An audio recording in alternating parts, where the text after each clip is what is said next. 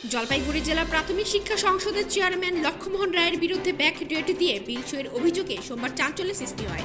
অভিযোগ, পদ থেকে অব্যাহতির নির্দেশ জারির পরেও তিনি পুরনো বিল এবং নথিতে ব্যাক ডেট দিয়ে সই করছিলেন।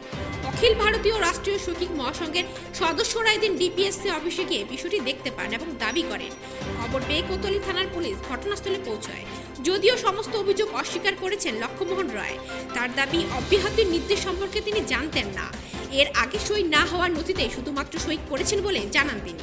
এখনো মন্ত্রিসভা গঠন হয়নি, ডিপিএসসি ইনভ্যালিড, সেই জন্য আমরা বলতে আসি অফিসে যে এই অর্ডারগুলো যেন এখনই না হয়। তো এসে দেখলাম এখানে উনি বসে আছে, ওনার সঙ্গে কথা বলতে আসলাম।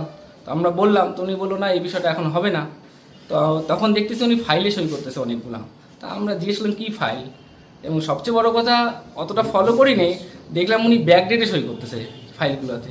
তো তখন একটু বাইরে গেলাম আমরা কথা বলার জন্য, যে ব্যাপারটা আরও ঊর্ধ্বতন কর্তৃপক্ষকে জানানোর জন্য। যখনই আমরা বাইরে চলে গেছি, উনি এখান থেকে দরজা খুলে চলে গেল। তো আমরা তো কথা বলার আগেই উনি দিকে চলে গেল। তো ব্যাপারটা বুঝলাম না। রাজ্য সরকারের পক্ষ থেকে আজকেই যত নমিনেটেড পার্সন ছিলেন বিভিন্ন দপ্তরে, তাদের চেয়ারম্যান, ভাইস চেয়ারম্যান বা সভাপতি সমস্ত পদ থেকে সবাইকে অব্যাহতি দেওয়া হয়েছে। এই বিষয়টা কিভাবে দেখছেন? তারপরে এই বিষয়টা দেওয়ার পরে তো আসার কথাই না, তারপরে উনি নিজে কি করে ঢুকলো এখানে এবং অফিসে বসে সই করছে। কি চাইছেন? নিশ্চয়ই এর মধ্যে কোনো দুর্নীতি রয়েছে, নইলে উনি ব্যাকডেটে কেন সই করবে? সইটা কিসে করবে? হ্যাঁ, বিলে সই করছে উনি, এমবি বুকে সই করছে। এটা তো নিশ্চয়ই এর মধ্যে কোনো অনৈতিকতা জড়িয়ে আছে, যার ফলে উনি ব্যাকডেটে সই করছে। এবং তারপরে উনি আমাদের সঙ্গে কথা না বলে চলে গেল কেন? বিলের পরিমাণ কিরকম? এখানে যা ফাইল দেখলাম তাতে কোটির উপরে চলে যাবে।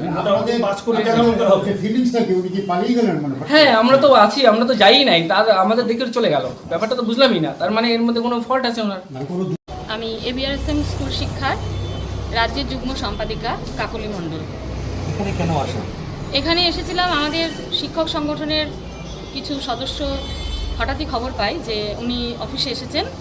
আমাদের যে এখানকার চেয়ারম্যান ছিলেন, উনি অফিসে এসে ব্যাকডেটে কিছু ফাইলপত্র সই করছেন।